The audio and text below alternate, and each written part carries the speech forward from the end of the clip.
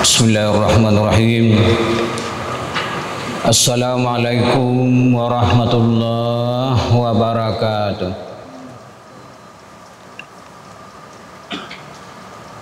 Alhamdulillahi rabbil alamin. Wa bihi nasta'inu ala umuri dunya waddin. Ashhadu an la ilaha illallah wahdahu la syarikalah. Wa ashhadu anna Muhammadan abduhu wa rasuluh la nabiyya ba'dah. Wa qala Allah ta'ala fil Qur'anil Karim wa biqaulihi yahtadil muhtadun. Bismillahirrahmanirrahim. Utlu ma uhiya ilaika minal kitab wa aqimis salah innas salata tanha 'anil fahsya'i wal munkar wa la dzikrullahi akbar wallahu ya'lamu ma tasna'un. Shadaqallahul azim. Dengan nama Allah yang Maha Pengasih lagi Maha Penyayang. Bacalah Al-Quran yang telah diwahyukan kepada engkau dan dirikanlah salat. Sesungguhnya salat itu mencegah dari perbuatan keji dan mungkar. Wala dzikrullahi akbar. Zikir kepada Allah atau salat itu lebih utama dari ibadah-ibadah yang lain. Allah Maha mengetahui apa saja yang kamu kerjakan. Shadaqallahul azim. Surah Al-Ankabut ayat 45. Bapak Ibu yang kami hormati, puji dan syukur kita kehadiran Allah Subhanahu wa ta'ala. Allah masih memberikan kesehatan, kesempatan dan kekuatan kepada kita sehingga memungkinkan kita untuk bisa hadir kembali di dalam masjid ini dalam rangka melaksanakan ibadah kita kepada Allah Subhanahu wa ta'ala. Salawat beserta salam kepada junjungan besar kita Nabi Muhammad sallallahu alaihi wasallam. Di dalam ayat yang kita bacakan tadi, salah satu perintahnya adalah kita diperintahkan melaksanakan ibadah salat. Ini adalah salah satu rukun Islam kita, mengerjakan ibadah salat. Ibadah salat adalah ibadah pokok dalam agama kita. Oleh sebab itu Nabi pernah mengatakan as-salatu imaduddin. Salat itu adalah tiangnya agama. Orang yang mengerjakan ibadah salat berarti dia telah mendirikan agama. Sebaliknya orang yang meninggalkan salat berarti dia telah meruntuh agama ini. Bapak Ibu yang kami hormati, di dalam melaksanakan ibadah salat tentu semua rukun dan syarat kita kerjakan dengan sempurna.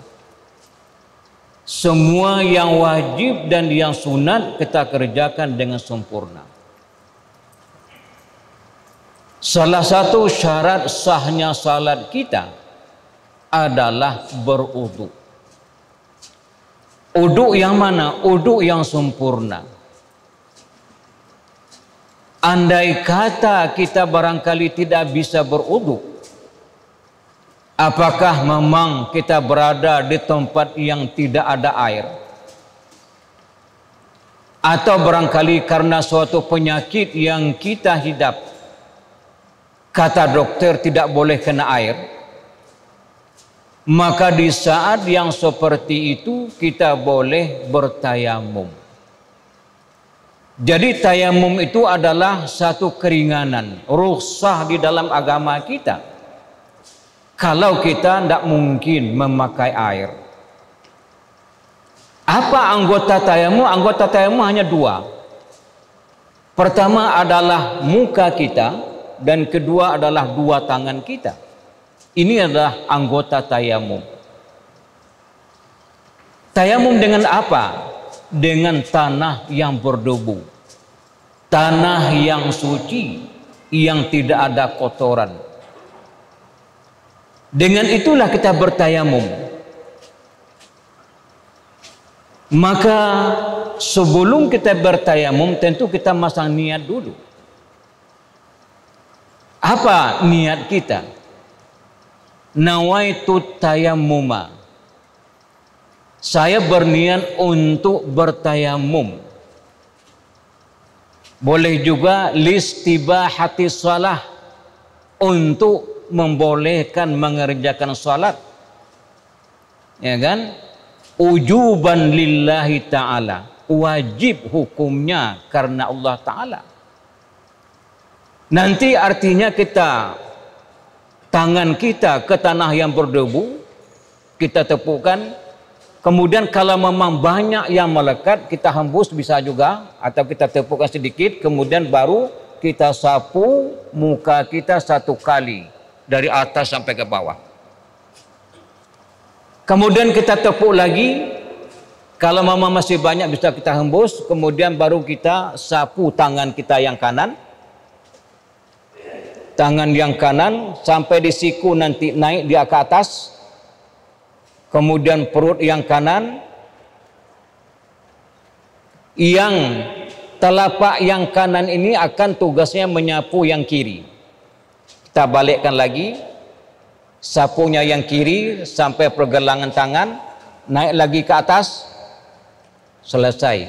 Ini tayamum. Oleh sebab itu di atas pesawat orang banyak bertayamum karena air tidak mencukupi. Ada lagi cara yang kedua, karena ada dua pendapat. Pendapat yang kedua ini adalah satu kali tepukan. Setelah kita berniat, kita tepukkan, kita hembus kalau barangkali kalau masih banyak yang lekat. Kemudian kita sapu muka kita. Kemudian langsung tangan sekaligus, tangan hanya sampai pergelangan tangan.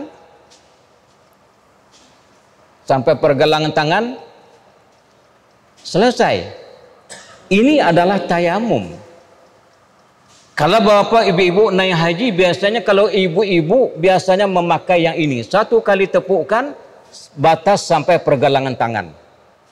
Ini ganti daripada wudu. Ini syarat sahnya salat kita.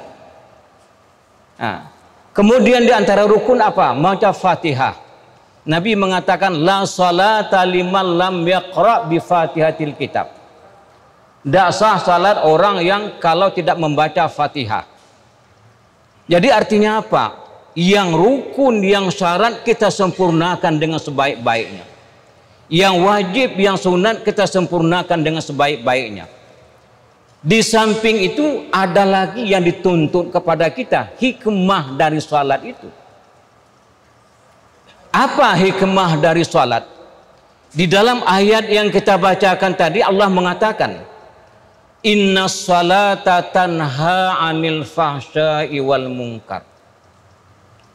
Salat yang betul yang kita kerjakan, salat yang kita pahami makna dan hakikat dari salat itu, maka orang yang salat itu tidak akan mengerjakan perbuatan yang keji dan perbuatan yang mungkar.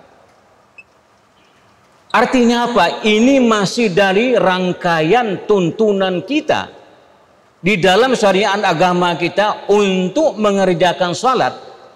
Bukan hanya yang rukun saja, yang syarat saja, yang wajib saja, yang sunat saja, tidak. Tetapi hikmahnya ini harus nampak bagi siapa? Orang yang mengerjakan ibadah salat. Maka oleh sebab itu kalau kita jadi nelayan, jadi nelayanlah nelayan yang jujur. Kalau kita menjual hasil tangkapan ikan kita timbangannya timbangan yang jujur. Kita sudagarlah yang jujur, menimbang mengukur sesuai dengan apa yang ada tertera waktu itu. Kita pegawai negeri, coba kita selalu membatasi jangan sampai ada milik kita bercampur baur dengan bukan milik kita. Apakah milik pribadi orang lain, milik negara dan yang lain sebagainya, ini dijaga karena itu adalah tuntunan dari ibadah salat kita. Oleh sebab itu marilah sekali lagi kita tingkatkan terus kualitas ibadah kita. Mudah-mudahan Allah menerima semua ibadah yang kita lakukan. Akhirul kalam wabillahi taufiq wal hidayah. Wassalamualaikum warahmatullahi wabarakatuh.